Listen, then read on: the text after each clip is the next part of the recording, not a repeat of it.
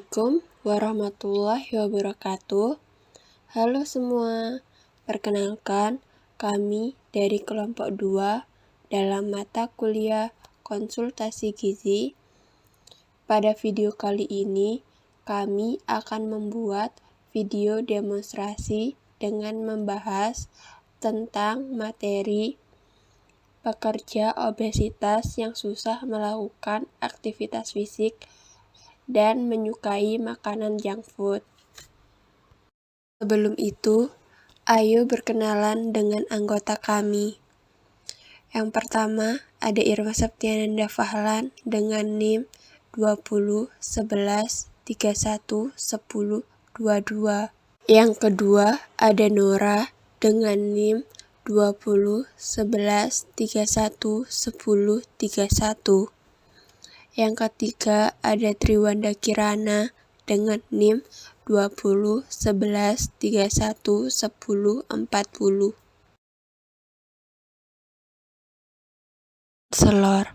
Konselor merupakan istilah yang ditujukan untuk tenaga profesional yang memberikan layanan dalam bidang konseling. Tanggung jawab konselor dalam proses konseling adalah mendorong untuk mengembangkan potensi klien agar dia mampu bekerja efektif, produktif, dan menjadi manusia mandiri. Di samping itu, tujuan konseling adalah agar klien mencapai kehidupan berdaya guna untuk keluarga, masyarakat, dan bangsanya. Klien atau klien adalah seseorang yang membayar untuk mendapatkan produk atau jasa profesional. Oleh sebab itu, umumnya klien datang kepada konselor untuk mendapatkan solusi dari kendala yang dihadapinya. Konsultasi adalah sebuah dialog yang di dalamnya ada aktivitas berbagai dan bertukar informasi dalam rangka untuk memastikan pihak yang berkonsultasi agar mengetahui lebih dalam tentang suatu tema. Oleh karenanya, konsultasi adalah sesuatu yang edukatif dan inklusif. Konsultasi adalah sebuah proses. Gizi adalah zat makanan pokok yang diperlukan bagi pertumbuhan dan kesehatan tubuh. Gizi seimbang adalah susunan makanan sehari-hari yang mengandung zat gizi dalam jenis dan jumlah yang sesuai dengan kebutuhan tubuh, yaitu jenis kelamin, umur, dan status kesehatan. Sebelum ke video demonstrasi, kami akan menjelaskan sedikit tentang konsultasi gizi. Konsultasi gizi atau konseling gizi merupakan proses pemberian dukungan pada pasien atau klien yang ditandai dengan adanya hubungan kerjasama antara konselor dengan klien atau pasien dalam menentukan prioritas makanan, gizi, dan aktivitas fisik. Tujuan atau target rancangan kegiatan yang dapat diterima dan dapat mendukung rasa tanggung jawab untuk merawat dirinya sendiri, untuk mengatasi masalah yang ada, dan untuk meningkatkan kesehatan. Konseling gizi memberikan solusi bersama antara ahli gizi dan klien atau pasien untuk permasalahan gizi yang dialami klien atau pasien sehingga diperoleh kesepakatan dalam pengaturan makan untuk mendukung kesehatan atau kesembuhan klien atau pasien. Metode demonstrasi.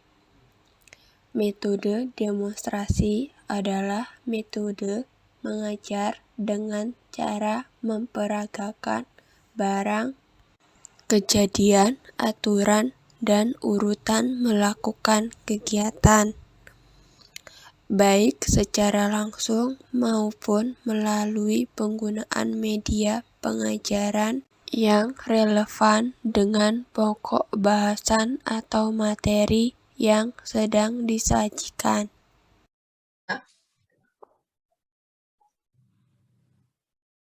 Ibu Nora adalah seorang ibu yang sudah berusia 50 tahun, yang baru saja terdiagnosa obesitas. Ibu Nora adalah seorang penjual baju di pasar saat pagi hari. Ibu Nora mempunyai berat badan 75 kg dan tinggi badan 155 cm. Ibu Nora pergi berkonsultasi ke ahli gizi karena dokter tempatnya ingin berobat merujuk sang ibu ke bagian konseling gizi.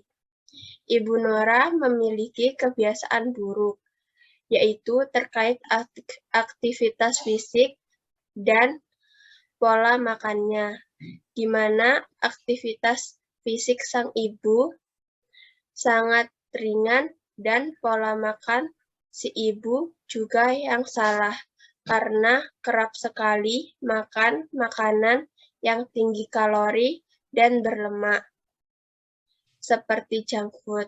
Karena hal inilah yang membuat Ibu Nora terkena penyakit obesitas.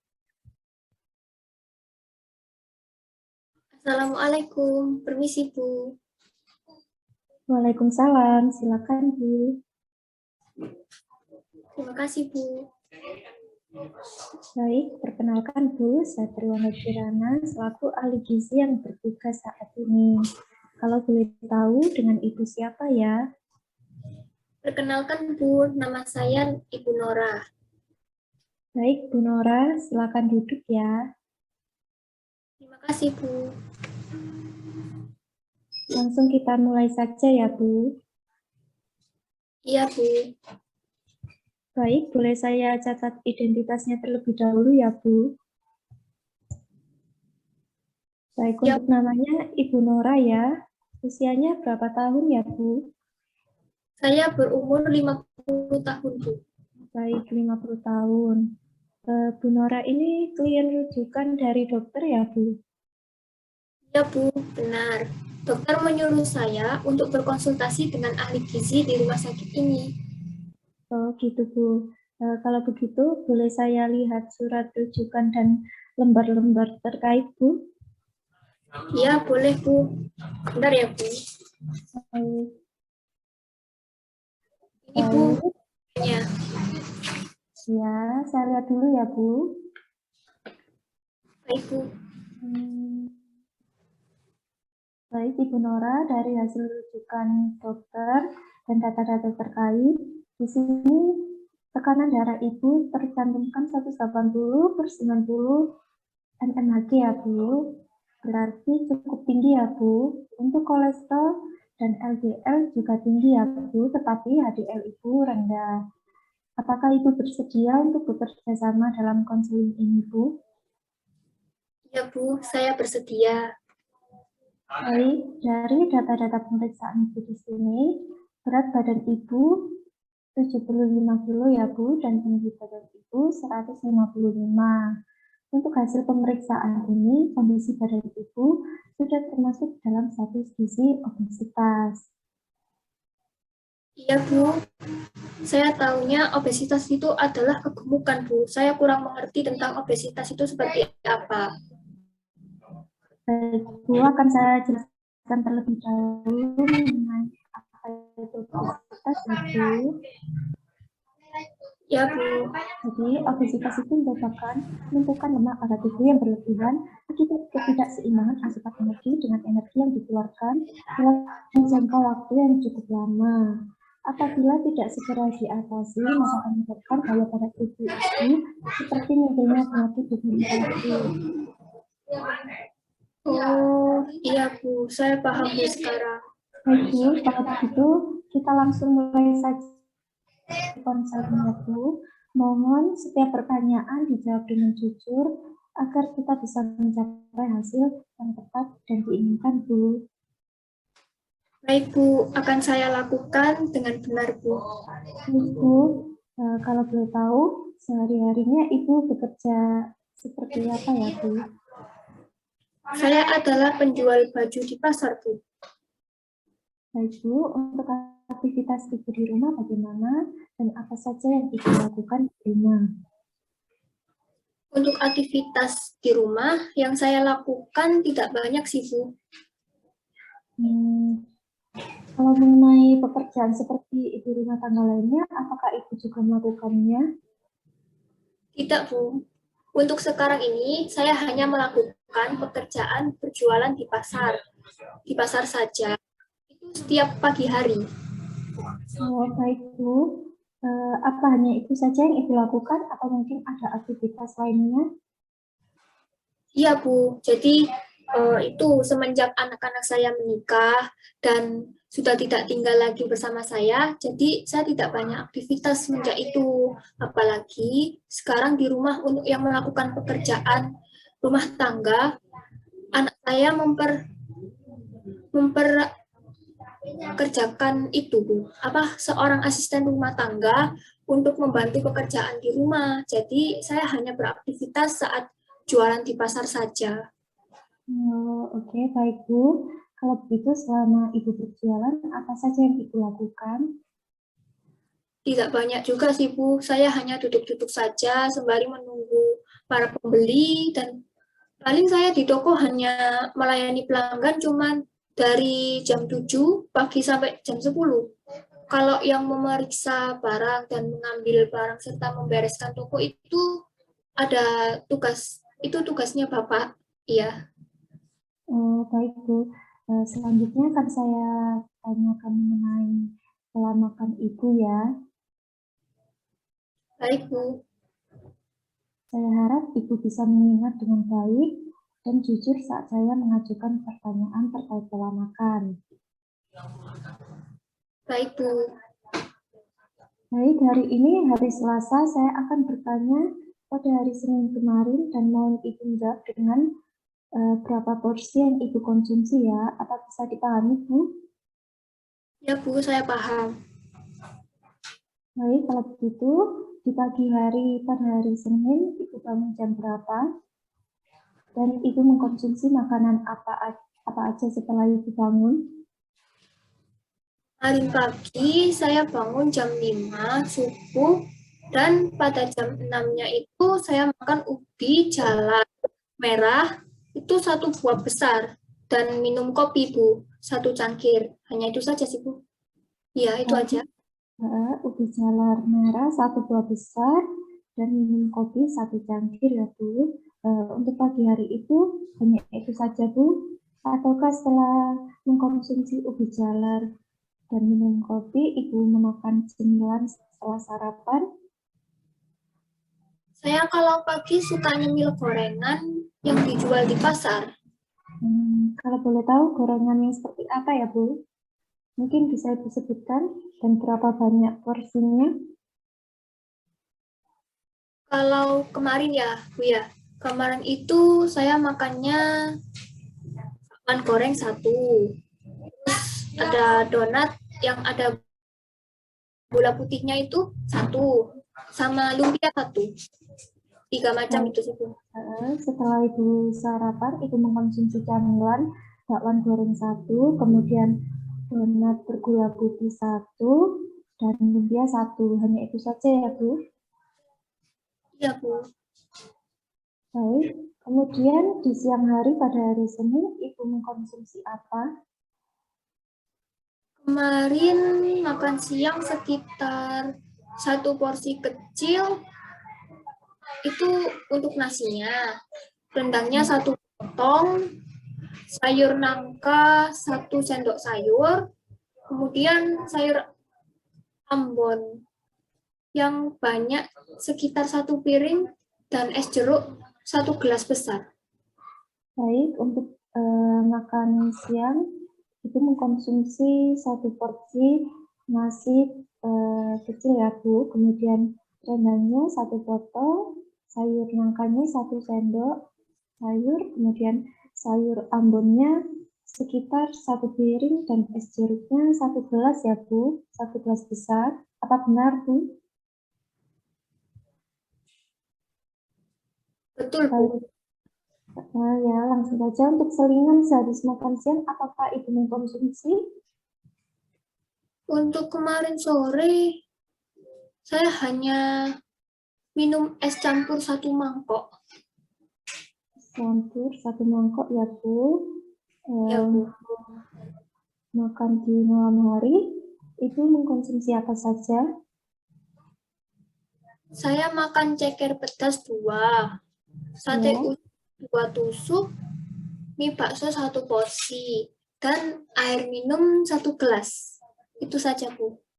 Baik, untuk makan di malam hari, Ibu mengkonsumsi ceker pedas 2, sate usus 2 tusuk, mie bakso 1 porsi, dan air minum 1 gelas. Hanya itu saja ya, Bu.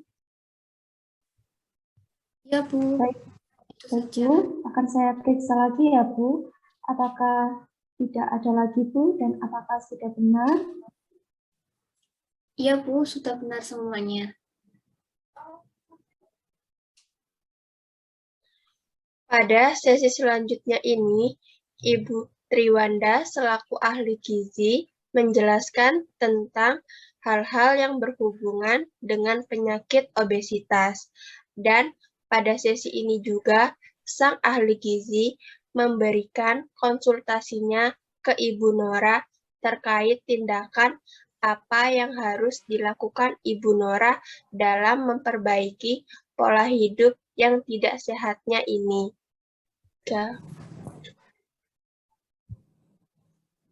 Ibu, jadi setelah saya hitung hasilnya, konsumsi Ibu melebihi dari kebutuhan gizi sehari Bu. Dari hasilnya menunjukkan total energi sehari Ibu sebanyak 2.652 kilokalori, dan seharusnya pada seusia Ibu dengan rentang usia 50 tahun ini sebanyak 1.800 kalori sehari saja Bu. Oh, begitu ya, Bu. Jadi, pola makan saya selama ini salah ya, Bu? Iya Bu, benar. Pola makan Ibu selama ini salah dan harus diperbaiki Bu. Memangnya makanan yang saya konsumsi itu tidak sehat ya, Bu? Ya benar, bisa dibilang tidak sehat karena Ibu seringkali mengkonsumsi makanan yang berlemak dan tinggi kalori Bu. Nah, makanan tersebut yang dapat menyebabkan Ibu terkena obesitas. Tapi enak loh itu, Bu. Iya Bu, enak Bu, tapi nantinya makanan-makanan ini dapat menyebabkan masalah obesitas, kemudian menimbulkan munculnya penyakit degeneratif Bu. Apa ada lagi ya, Bu, yang salah sehingga apa yang menyebabkan saya terkena obesitas?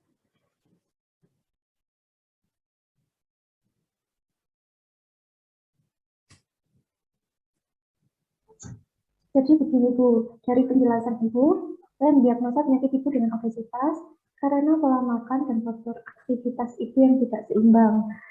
Apabila dibiarkan akan menimbulkan bahaya bagi tubuh Ibu sendiri. Oh, begitu ya, Bu. Kalau boleh tahu dampak atau bahaya yang seperti apa jika terkena obesitas? Seperti yang sudah saya sebutkan tadi, jika seseorang terkena penyakit obesitas dan tidak segera diatasi, maka kemungkinan akan terkena penyakit degeneratif seperti penyakit jantung, hipertensi, asma, kemudian penyakit ginjal, dan penyakit kardiovaskular lainnya, Bu. Apabila jika tidak diatasi dapat menyebabkan kematian. Iya, Bu. Ternyata ngeri juga ya, Bu, penyakit obesitas ini. Iya, Bu. Makanya harus segera diatasi ya, Bu. Iya, apa tidak terlambat ya, Bu? Umur saya yang sekarang ini 50 tahun.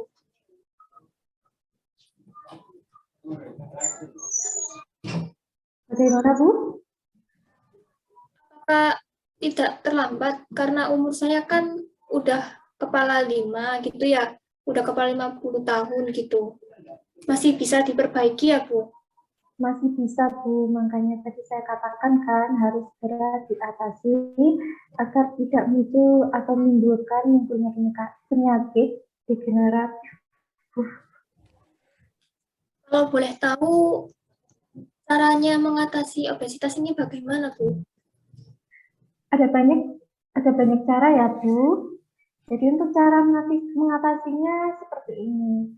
Konsumsi sayur dan buah minimal 5 porsi setiap harinya. Kemudian itu membatasi tidur yang berlebihan, meningkatkan aktivitas fisik minimal 30 menit setiap hari dengan dilakukan secara teratur dengan frekuensi 3-5 kali per minggu, dapat dilakukan dengan berolahraga, Bu. Kemudian melakukan penyesuaian setelah beberapa minggu, membatasi aktivitas seperti menonton televisi, bermain komputer, gadget, games, kemudian batasi konsumsi gula, garam, dan konsumsi lemak berlebih, Bu. Kalau untuk saya pribadi, bagaimana cara mengatasinya? Karena saya jadi takut, Bu, sama penyakit obesitas ini. Baik, Bu, jadi untuk kasus Ibu kali ini saya usahakan Ibu melakukan aktivitas fisik yang positif dengan berolahraga yang ringan-ringan saja ya, Bu. Kemudian kalau boleh Ibu menambah aktivitas fisik seperti mengerjakan tugas-tugas rumah tangga, tapi jangan yang berlebihan, jangan sampai kecapean, mengingat umur Ibu sudah 50 tahun. Apa itu saja, Bu? Untuk pola makan yang saya anjurkan, Ibu jangan konsumsi makanan yang berlemak tinggi, kemudian kalori tinggi, serta usahakan pola makan itu mengikuti pedoman gizi seimbang. Ibu bisa mencari tahu waktu makan dan makanan sehat apa saja yang ada di situ. Baik, Bu. Setelah saya mendengarkan penjelasan dari Ibu, saya jadi paham apa yang harus dihindari dan diperbaiki pada gaya hidup saya nanti.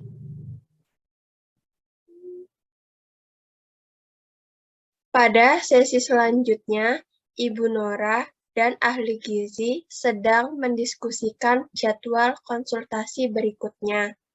Konsultasi berikutnya itu akan bertujuan untuk si Ibu Nora mendapatkan hasil yang ingin dicapai dari pola hidup sehatnya, serta mengatasi sang ibu dari penyakit obesitas yang dideritanya. Baik, Bu, kalau begitu apa ada pertanyaan lagi? Tidak ada, Bu. Apakah saya bisa berkonsultasi lagi ke sini ya, Bu? Bisa, Bu, nanti saya akan buatkan jadwal terkait konsultasi Ibu dan saya akan menghubungi Ibu kembali ya. Baik, Bu. Terima kasih ya, Bu, atas konsulinya hari ini. Sama-sama ya, Bu. Kalau begitu, saya pamit dulu ya, Bu. Selamat jumpa lagi, Bu. Ya, Bu, sampai ketemu lagi ya.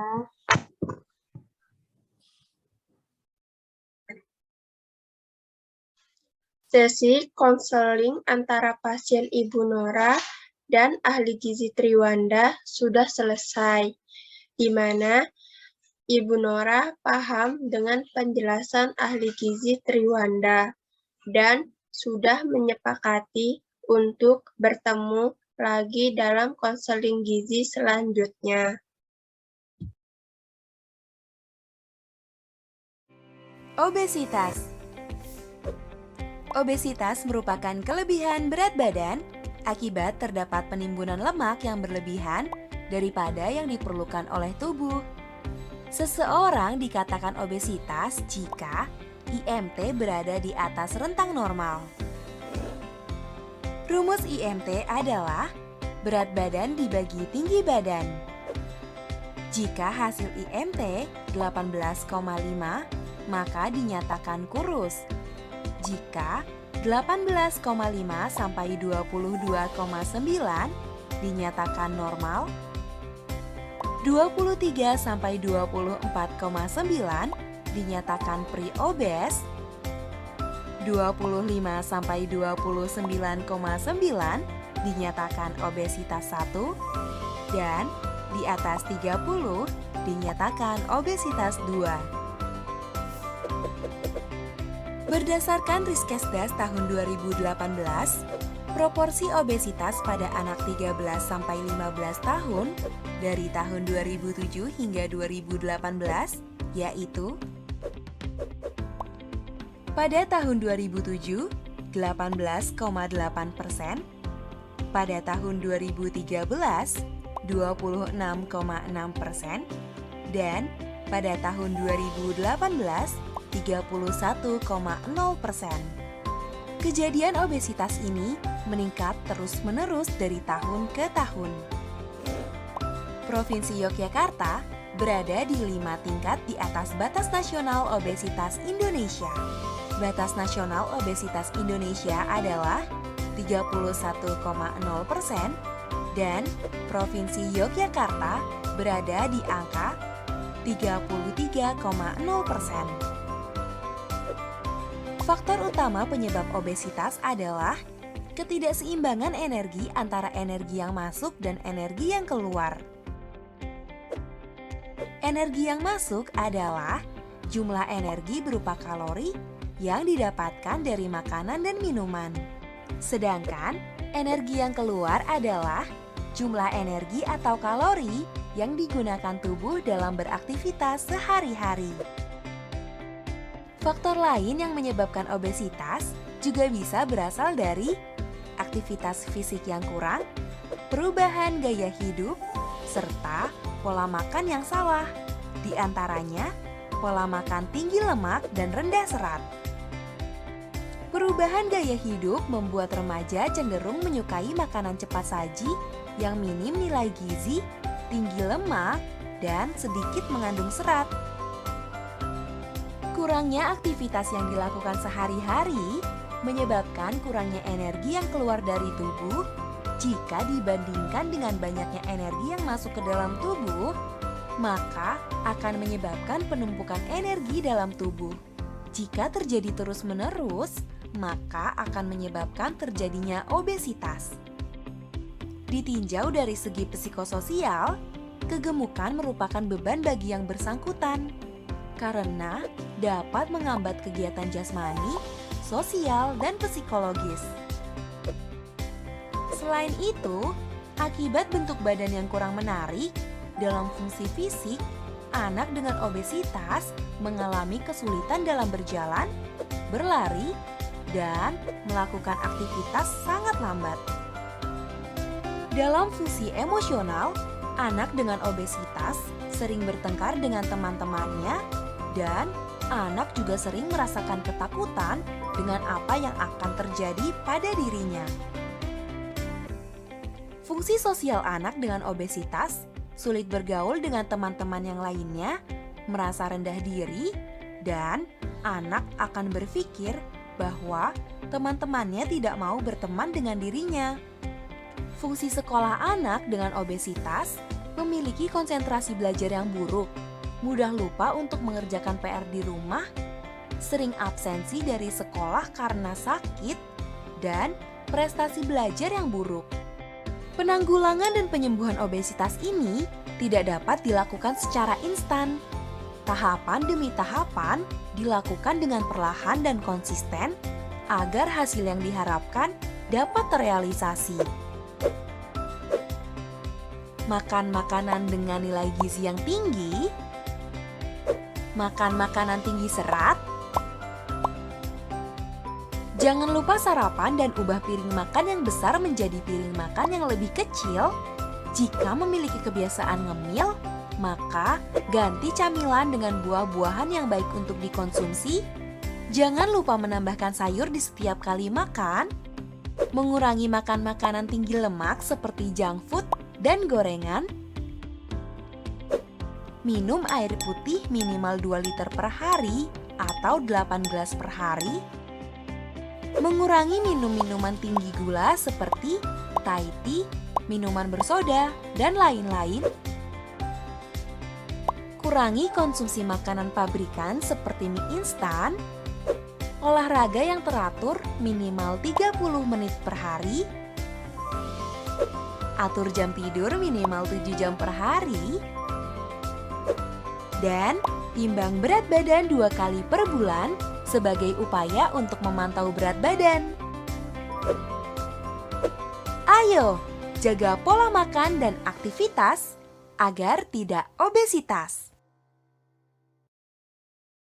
Sekian video dari kelompok kami. Bila ada kesalahan, mohon dimaafkan dan semoga bermanfaat. Terima kasih. Wassalamualaikum warahmatullahi wabarakatuh.